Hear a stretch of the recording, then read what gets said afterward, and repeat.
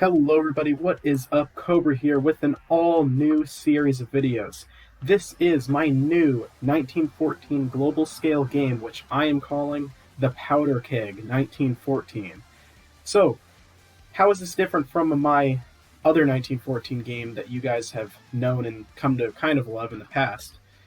A lot of things. So, as you can see, one of the most obvious things is the art style. Now, of course, I do just have this as an image, so it's not full resolution or anything, but you can definitely tell that my art making qualities have been advanced a bit since the paint 3Ding of the old map. Another thing is you can see there's a lot more territories, there's victory cities around, a lot more is going on. So that is because of the way this game is working. I'm currently writing a rulebook for the game, and I've looked at many different games, from Civil War games to other World War I games to just some normal out-of-box Axis and Allies games to kind of compile what I think will be one of the most fun and interesting World War I games or board games ever made. Basically, I want to keep this video short so you guys can see a nice little preview of Europe here. I don't want to show off the entire map to you guys, just so it's, surprises coming in the future. But you can see that we've got city territories, these little circles that are around. We've got victory points around Europe. We've got rivers, which are territorial borders, so, easy tracking of, when you cross a river, it's just a border. And like I said, lots of new territories, new impassable zones. You can see here the Alps and the is it the Pyrenees Mountains? I forget down there.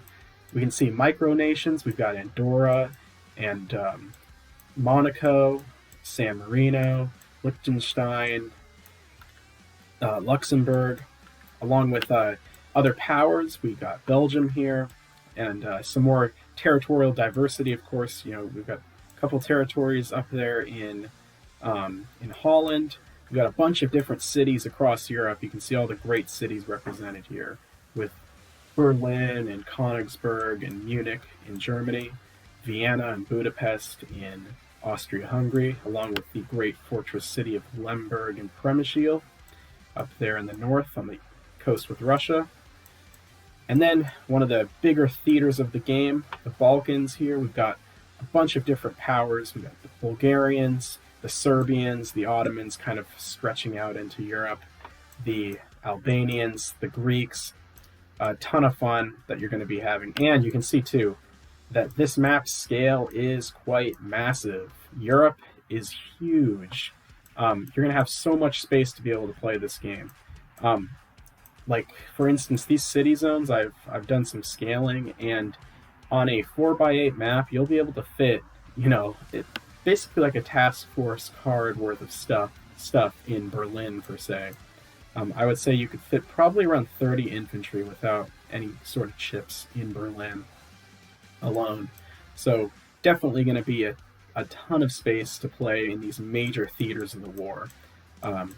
And you're not going to have to worry about little markers everywhere and stacking every single unit on a chip. So a lot more fun, I think, just in terms of playability. And also, just with territories being extended, just a lot more diversity when it comes to being able to make maneuvers, set up your front lines, having to defend and supply, such a large front line. You can see with the Western Front here, the Germans have 1, 2, 3, 4, 5 territories if they want to kind of hold on to the front against a French attack. And we've got different ways to circumnavigate. We've got Warsaw here, which is controlled by the Russians. Germans and Austrians have multiple ways of attacking it. Of course, doing so will extend their front lines with the Russians.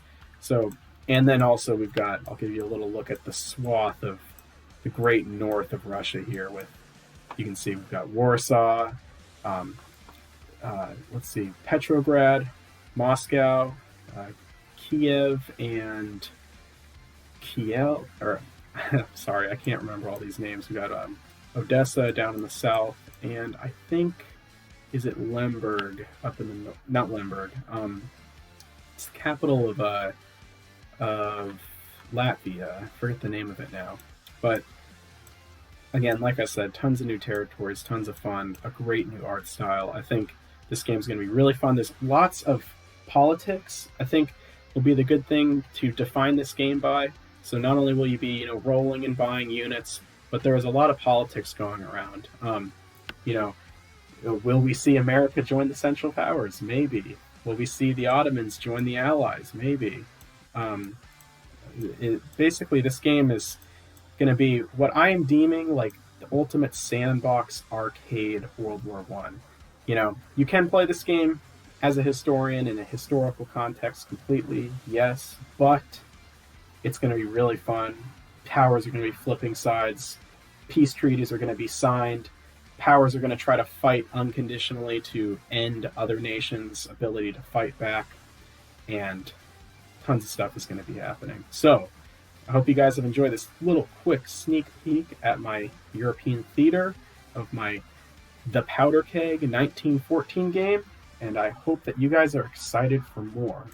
I really hope to have this game finished completely for you guys to be able to get and play by around summer of this year.